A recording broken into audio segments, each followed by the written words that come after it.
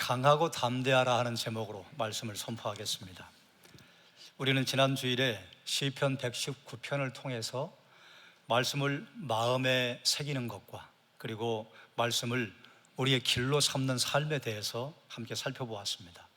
말씀이 중요하다, 말씀 따라가야 한다, 말씀을 내 마음에 새겨야 한다, 여기에 모두 동의하죠.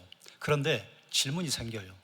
알겠는데 말씀은 알지만 여전히 두렵습니다. 또 말씀을 믿지만 앞날이 걱정되는 것은 쉽게 떨쳐버릴 수가 없습니다.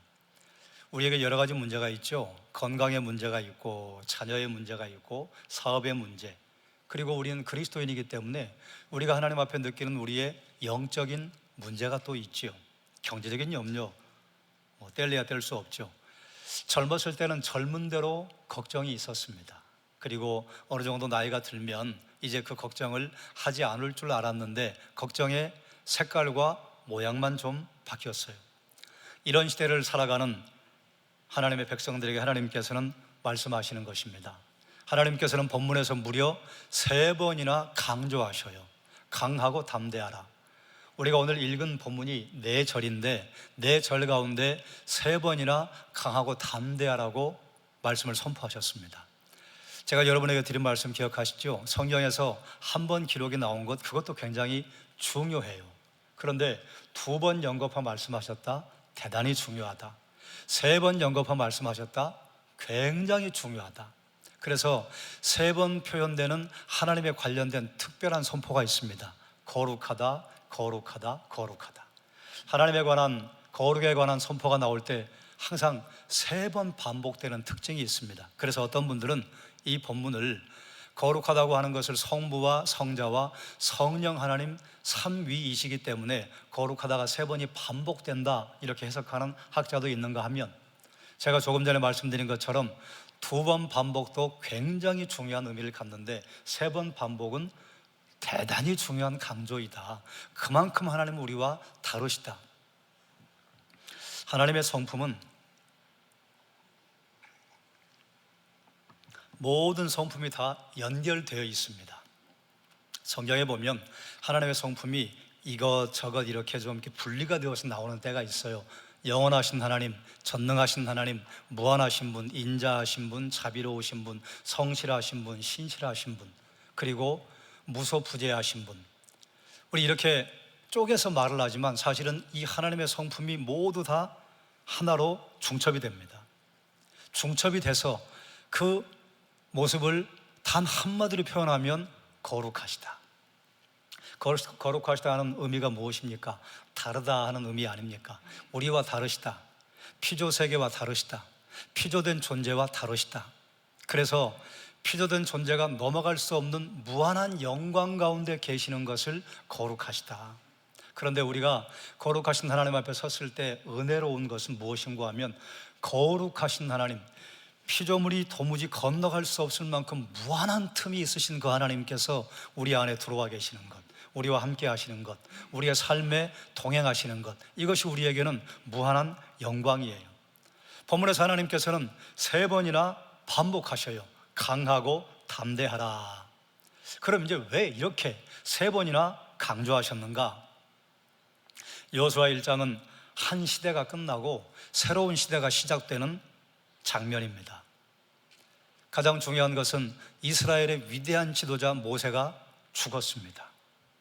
그리고 여호수아가 백성을 이끌고 요단강을 건너서 가나안에 들어가게 되었습니다. 그 문제는 여호수아가 두려웠다는 거예요. 앞에는 범람하는 요단강이 있습니다. 건너가야겠는데 그때가 홍수가 난 시절이었어요. 그래서 도무지 사람의 힘으로는 건너갈 수 없는 곳이에요. 건너편에는 철병거를 가진 가나안 족속이 있습니다. 들어가도 문제예요. 들어가서 이제 전쟁을 치러야 되는데 어떻게 청동기 문화를 가지고 있는 이스라엘 족속이, 이스라엘 민족이 철병거를 가진 가나안 족속을 이길 수 있다는 말입니까? 그래서 40년 전에 12정탐꾼이 들어갔을 때에, 그때 정탐꾼들의 보고가, 그들이 팩트를 보고한 거예요. 큽니다. 2번째, 철병거가 있습니다. 3번째, 그들의 성은 초롱성 같습니다. 우리 못 당합니다. 그런데 두 사람은 믿음의 눈으로 봤잖아요. 여호수아, 갈렙 다 맞습니다. 그런데 우리가 놓친 것이 있습니다. 하나님께서 그 땅을 우리에게 주신다고 약속하지 않으셨습니까? 우리가 하나님의 약속을 믿고 가면 그들은 우리의 먹이가 될 것입니다. 이걸 잊지 않았습니다. 이게 사실이니까. 그리고 더 중요한 것은 무엇인가 하면 여호수아의 뒤에는 끊임없이 불평하는 백성들이 있었다는 것이에요. 여호수아는 두려웠습니다. 모세가 이스라엘 백성을 인도하면서 얼마나 어려운 시기를 많이 겪었는지, 얼마나 하나님 앞에 무릎을 꿇었는지, 그리고 외부의 문제가 생기면 그 문제를 해결하기 위해서 모세가 얼마나 하나님 앞에 몸부림을 했는지를 가장 가까이서 봤단 말이죠. 두려웠어요. 그래서 하나님께서 3번이나 여호수아에게 같은 말씀을 반복하시는 거예요. 여호수아야, 강하고 담대해라. 강하고 담대해라. 그리고 또다시 강조하시는 거예요. 강하고 담대해라. 사랑하는 여러분, 믿음의 사람도 두려움을 느끼지요. 믿음의 사람이라고 왜 두려움이 없겠습니까? 두려움이 문제가 아닙니다. 그 두려움이 내 삶을 지배하는 것이 문제입니다.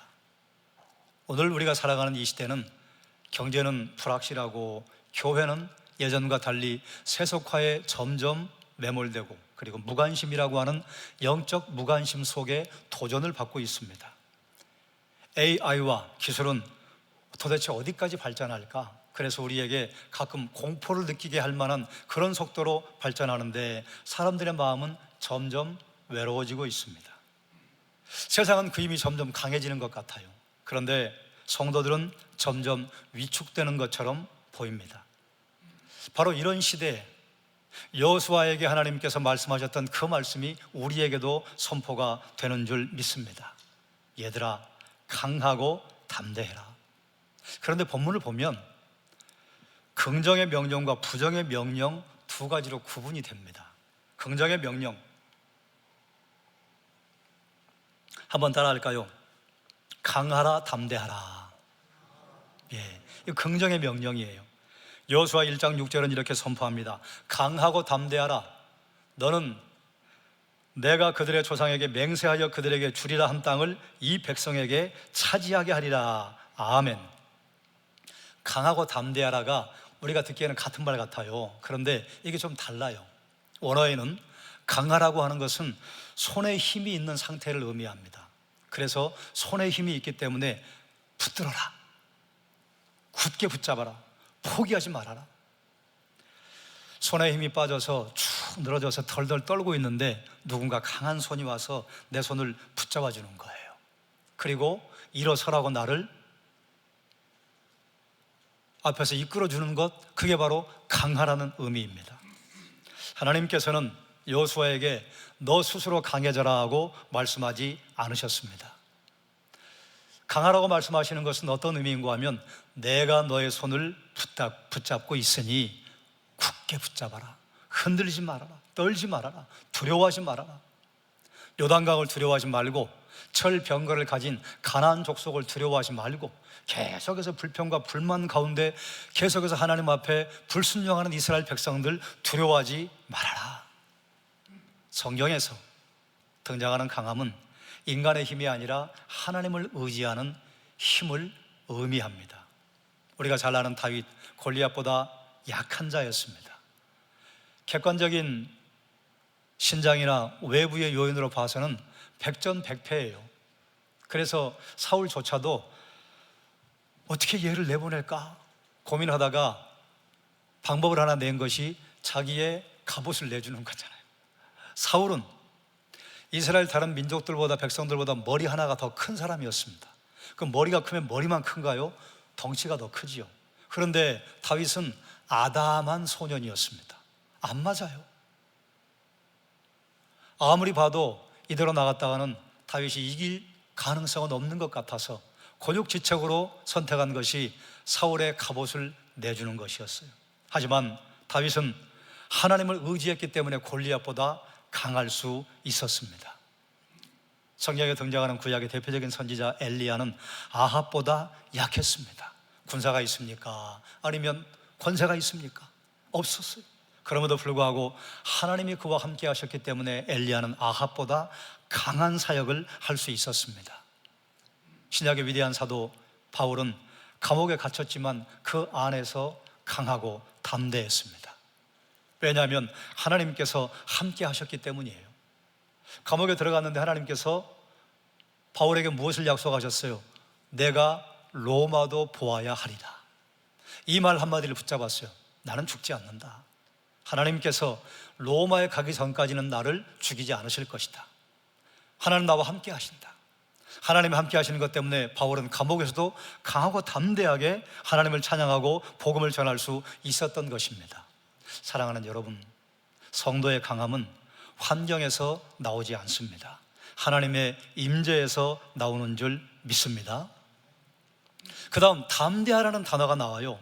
담대하라고 하는 단어는 원어적인 의미가 무엇인가 하면 무릎에 힘이 있는 상태. 여러분, 건강하려면 두 다리가 힘이 있어야 하잖아요. 또 두 손이 해야 할 일을 잘 감당해야 하지 않습니까? 그래 무릎이 있는 상태가 담대하란데, 무릎에 힘이 있으니 용기를 내라, 흔들리지 말아라, 꿋꿋하게 걸어가라, 그 말씀이에요. 담대함은 두려움이 없는 상태가 아닙니다. 두려움이 있지만 하나님을 신뢰하는 그 상태가 담대함이에요. 믿음은 두려움이 없는 상태가 아니라 하나님을 향한 신뢰의 선택입니다. 다윗을 보세요. 주변에 두려움이 없었습니까? 늘 두려움이 상존했습니다. 엘리야 보십시오. 두려움이 없었습니까? 아합이 엘리야를 죽이겠다고 늘 엘리야를 찾아다니고 현상금까지 걸었습니다. 하나님의 사람에게. 사도 바울은 감옥에 갇혔습니다. 바울을 신문했던 벨릭스, 그리고 이스라엘의 분봉왕 모두 결론이 뭐였어요? 저 사람이 만약에 황제에게 상소하지 않았다면 풀렸으리라. 죄가 없다, 그 말이에요. 1차 로마의 법정에 섰습니다. 무죄 방면되었습니다. 그런데 2차 다시 잡히고, 그리고 이제 복음을 전하고 황제를 부인했다고 하는 것 때문에 순교했습니다. 믿음의 사람이 두려움이 없는 상태를 살아가는 게 아닙니다. 두려움이 있지만 하나님의 임재에서 나오는 하나님을 향한 신뢰, 하나님을 붙잡고 가는 것, 하나님 때문에 담력을 가지고 한 걸음 한 걸음 떼는 것이 믿음의 사람의 모습이라는 것입니다. 한국 전쟁 당시에 많은 피난민이 부산으로 밀려들지 않았습니까? 예전에 국제시장이라고 하는 영화에 보면 얼마나 많이 밀려갔는지, 그리고 얼마나 사람들이 다닥다닥 붙어 살았는지. 한 어린아이가 피난길에 아빠의 손을 붙잡고 피난 행진에 끼어 걸어갔습니다. 험한 산길을 걸어가는데 아이가 그러고 가니까 옆에서 어떤 아저씨가 물었어요. 얘야, 무섭지 않니? 그때 아이의 대답이 참 인상적입니다. 무섭죠? 근데 괜찮아요. 아빠가 제 손을 잡고 가시잖아요. 아이는 아빠가 자기 손만 잡아주면 그 어느 것도 두려운 일이 없었습니다. 우리의 신앙도 그렇지 않습니까? 우리가 하나님을 붙드는 것보다 하나님께서 우리를 붙들어 주시기 때문에 우리가 강할 수 있는 줄 믿습니다. 사랑하는 여러분, 조금만 묵상해 보면 우리가 하나님의 손을 잡고 있는 것으로 생각을 하는데, 우리가 하나님의 손 잡고 있는 것이 아니에요. 우리는 하나님의 손을 잡은 것 같은데 수시로 하나님의 손을 놓을 때가 너무 많습니다. 그런데 내가 하나님의 손을 놓을지라도 하나님께서 우리의 손을 놓지 않으시기 때문에 우리가 넘어져도 일어나고, 좌절해도 그 자리에서 포기하지 않고, 그리고 앞으로 도무지 갈 수 없을 것 같은 상황에도 한 발 한 발을 내딛도록 하나님께서 인도하시는 줄 믿습니다. 사랑하는 여러분, 하나님께서 우리의 손을 붙잡기에 강할 수 있는 줄 믿습니다. 하나님께서 나와 함께 하시기 때문에 담대하게 믿음의 걸음을 걷게 하실 줄 믿습니다. 강하고 담대하라. 여호수아에게 하신 말씀뿐만 아니라 지금 우리 시대에 우리에게도 하시는 말씀이라, 사랑하는 여러분, 그 말씀을 마음에 새기고 하나님의 내 손을 잡고 계시고 하나님께서 내 두 다리에 힘을 주시기에 하나님의 그 능력으로 우리가 그 어떤 어려움도 능히 감당하고 너끈하게 걸어가게 하실 줄 믿습니다. 두 번째, 부정명령이 나옵니다. 앞에서는 하라 하라 하셨어요. 그런데 마지막 9절에서 두려워하지 말라, 놀라지 말라. 여호수아 1장 9절 말씀입니다. 함께 읽겠습니다. 내가 내게 명령한 것이 아니냐. 강하고 담대하라. 두려워하지 말며 놀라지 말라. 내가 어디로 가든지 내 하나님 여호와가 너와 함께 하느니라 하시니라. 아멘. 두려워하지 말라고 하는 것은 겁먹지 말라는 의미입니다. 공포에 사로잡히지 말라는 의미예요. 두려움 자체는 죄가 아닙니다. 그러나 두려움이 하나님보다 커지는 것이 문제죠. 베드로는 물 위를 걸었잖아요. 베드로가 물 위를 걸을 수 있었던 것은 저 멀찍이 떨어져 그를 부르시는 예수 그리스도를 보았을 때 물 위를 걸었습니다. 그러나 파도를 바라보는 순간 순식간에 물속으로 빠져 들어갔습니다. 두려움은 현실을 크게 보도록 우리를 부추깁니다. 두려워해야 할 이유 1번부터 100번까지를 계속해서 묵상하게 만들어요. 하지만 믿음은 하나님을 크게 보도록 만드는 능력이 있습니다. 우리가 하나님을 크게 보고 두려워하지 않을 이유, 두려움을 이겨낼 수 있는 일을 1부터 100까지 우리에게 만들도록 하시죠. 놀라지 말라 하셨습니다.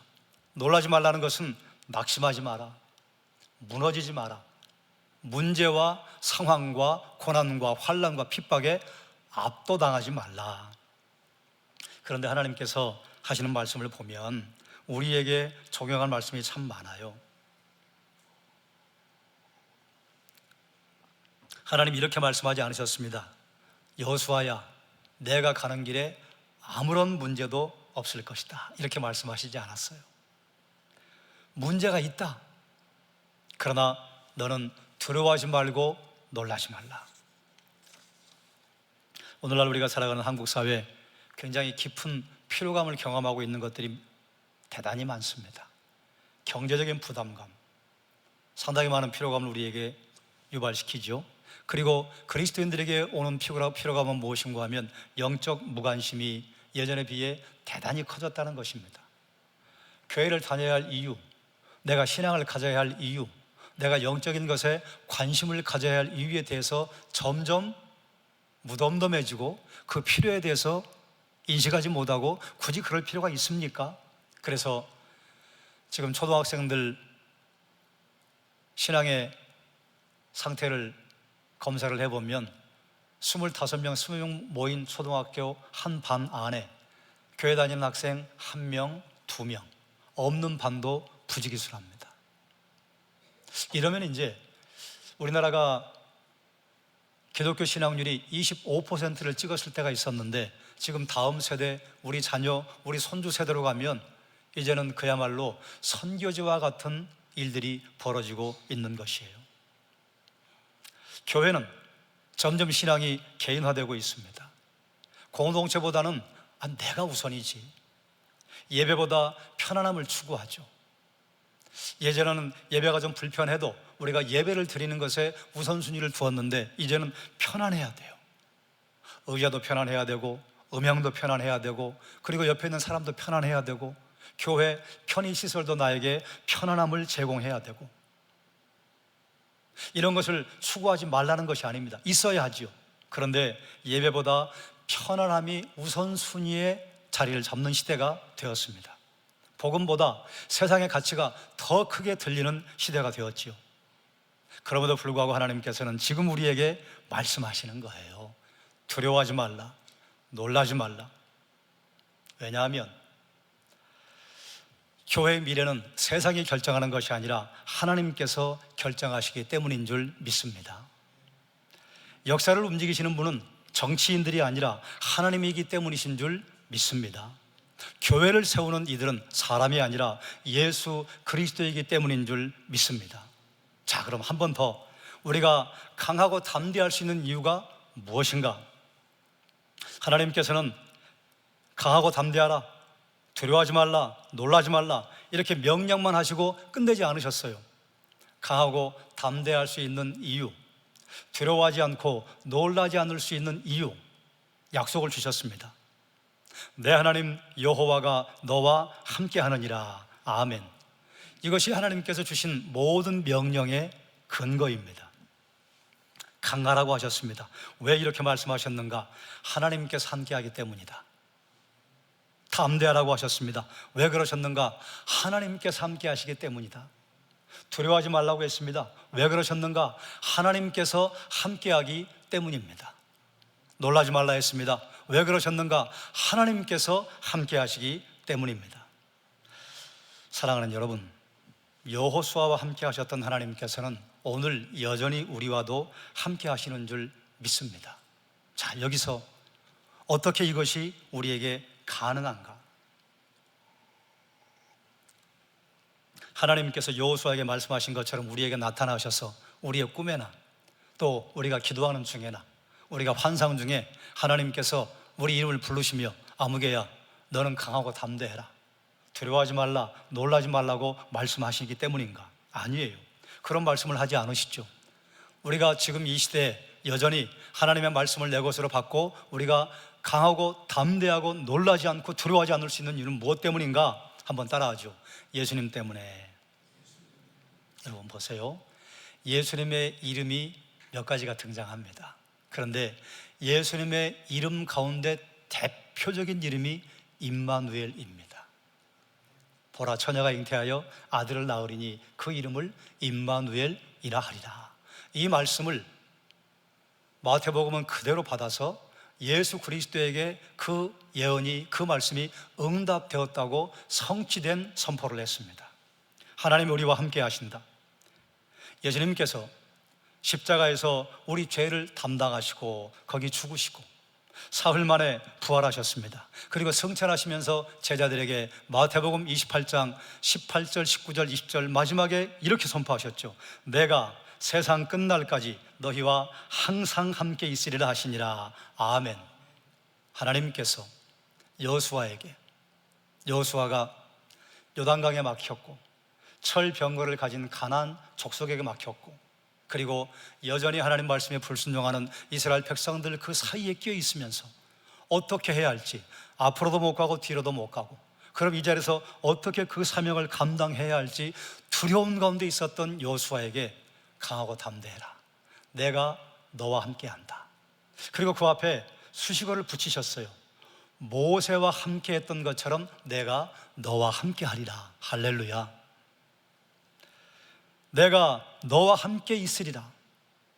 그래, 이 말씀을 붙잡고 여호수아가 힘을 냅니다. 그런데 이 말씀이 여호수아 한 사람에게만 해당되는 말씀이 아니라 이 시대를 살아가는 모든 그리스도인들에게 공통적으로 주어지는 말씀으로 우리에게 주어졌습니다. 예수를 그리스도로 영접하고 예수 그리스도에게 무릎을 꿇고 예수를 나의 왕, 나의 하나님으로 모신 성도들에게는 우리 심령에 하나님께서 성령으로 함께 하심으로 말미암아 너희가 하나님의 거룩한 성전인 것을 알지 못하느냐. 우리가 하나님의 성전 되는 길을 열어놓으셨다는 것이죠. 하나님의 성전이 거룩한 이유는 하나님의 임재가 그 안에 있기 때문인데, 구약시대 하나님의 임재는 특별한 날 그곳에 임했습니다. 상시적이 아니었어요. 그런데 믿는 우리에게는 하나님의 임재, 하나님의 함께 하심이 상시적이에요. 그래서 히브리서에는 이렇게 말하지 않습니까? 내가 너희를 영원히 버리지 아니하고 떠나지 않을 것이다. 이 영원이란 우리가 천국 가면 끝나는 것이 아니라 천국 가면 그 자리에 하나님이 우리와 함께 하시고 하나님이 비치는 해가 되시고 달이 되시기 때문에 그 외에 그 어떤 해와 달도 필요가 없는 것처럼 하나님의 임재, 하나님의 도우심 영원히 함께하여 지금 우리와 함께 하시는 그 하나님께서 우리와 영원토록 함께 하신다고 하는 약속이 성도 개개인 한 사람 한 사람에게 모두 주어지는 하나님의 은혜 아래 우리가 있기 때문에 여호수아에게 말씀하신 하나님의 그 선포가 예수 그리스도로 말미암아 완성되었다는 것입니다. 그래서 성도는 혼자가 아닙니다. 병상에서도 혼자가 아니죠. 사업의 어려움을 만나도 그 가운데 혼자가 아니고 자녀의 문제로 눈물 흘릴 때도 혼자가 아닌 것입니다. 교회를 섬기다가 지칠 때가 있지요. 그때도 혼자가 아닌 것입니다. 주님이 함께 하시기 때문이에요. 사랑하는 여러분, 하나님께서는 오늘 우리에게 4가지 명령을 주셨습니다. 강하라. 강할 수 있는 이유, 하나님의 손이 내 손을 붙잡으시기 때문에 떨지 말고 힘을 내라 말씀하셨습니다. 그러므로 하나님이 우리의 손을 붙드시기에 여러분 강하고 담대하기를 주의 이름으로 축원합니다. 담대하라 말씀하셨어요. 이것은 하나님께서 나와 함께 하시니, 나와 동행하시니 믿음으로 한 걸음을 내디디라 그 말이에요. 그래서 여호수아는 이스라엘 백성들에게 명령하지 않습니까? 제사장들이 앞장서서 하나님의 법궤를 메고, 그리고 요단 강물이 넘쳐서 그 강둑까지 넘실넘실 되는데 제사장들이 한 발을 내디디라 명령했습니다. 제사장들에게는 이제 모세의 그 권세를 위임받은 여호수아의 명에 순종하는 것이에요. 그랬더니 요단 강물이 갈라지기 시작했습니다. 담대한 걸음이에요. 제사장들이 한 발을 내디딜 때 얼마나 반신반의했을까요? 믿는 마음이 있었지만 만약에 이게 갈라지지 않으면 어떡하지? 만약에 특별한 일이 벌어지지 않으면 어떡하지? 왜냐하면 바다와 강은 좀 다르잖아요. 사실은 바다나 강이나 우리에게는 똑같이 무서운 존재이지만 이스라엘 백성들이 건넜던 것은 바다였지 강이 아니었어요. 강도 홍수가 나서 지금 범람하는 강이었습니다. 홍수가 나서 범람하는 강은 사람들에게 대단히 무섭습니다. 그런데 거기에 한 발을 내디딘 거예요. 담대해야 가능합니다.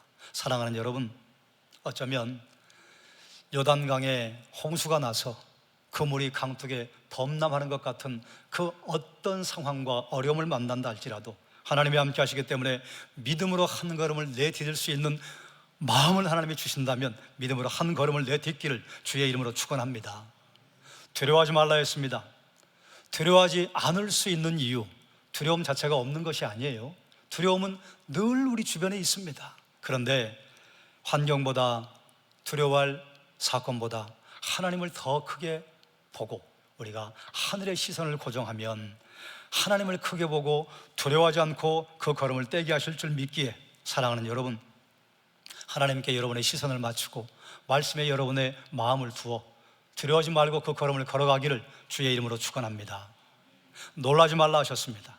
놀라지 말라고 하는 것은 어떤 상황에도 낙심하지 말라. 여러분, 낙심하지 않을 이유가 어디에 있습니까? 내 상황이나 내 환경이나 내가 가지고 있는 능력이나 내가 가지고 있는 재원을 본다면 낙심할 일이 너무 많지요. 그러나 하나님께서 부르신 자, 하늘의 부르심을 입은 거룩한 자들에게는 모든 것이 합력하여 선을 이룬다고 하셨기 때문에 그 어떤 상황에도 낙심하지 않고 하나님을 바라보며 걸어갈 수 있는 것이 성도의 길인 줄 믿습니다. 여호수아를 가나안으로 인도하신 하나님께서는 오늘도 우리를 약속의 길로 인도하시는 줄 믿습니다. 어쩌면 여호수아의 시대보다 오늘날이 더 불확실하지 않습니까? 여호수아는 그래도 큼직한 게 몇 가지가 있었어요. 오늘날은 큼직한 것도 있고 눈에 띄지 않는 것들도 너무 많고, 그리고 눈에 보이지 않는 작은 변수도 얼마나 많습니까? 그럼에도 불구하고 하나님께서는 지금 우리에게 변함없이 말씀하시는 것을 저는 하나님의 음성으로 선포합니다. 강하고 담대하라. 두려워하지 말며 놀라지 말라. 내가 어디로 가든지 내 하나님 여호와가 너와 함께 하느니라. 할렐루야. 사랑하는 여러분, 수천 년 전에 여호수아에게 주신 말씀이 오늘 우리에게 주신 말씀인 것으로 받고 이 말씀 붙잡고 걸어가기를 주의 이름으로 축원합니다. 기도하겠습니다. 사랑과 은혜가 많으신 아버지 하나님, 여호수아가 두려움에 빠졌을 때 하나님 그에게 함께 하실 것이니 강하고 담대하라 말씀하셨습니다. 두려움에서 때로 마음이 좁아지고 낙심천만했던 여호수아에게 두려워하지 말고 놀라지 말라 약속하셨습니다. 그 이유는 내가 어디를 가든지 무엇을 하든지 내가 너와 함께 함이니라. 사랑하는 하나님, 예수를 그리스도로 믿는 성도에게 하나님 함께 하셔서 우리와 동행하시고 영원토록 우리를 버리지 아니하시는 그 은혜로 말미암아 우리가 강하고 담대하며 두려워하지 않고 놀라지 않을 수 있는 능력을 허락하신 것을 감사합니다. 우리를 보호하시고 우리를 도우시고 우리와 함께 하신 하나님께 영광과 존귀를 올려드리옵나이다. 예수님의 이름으로 기도드리옵나이다. 아멘.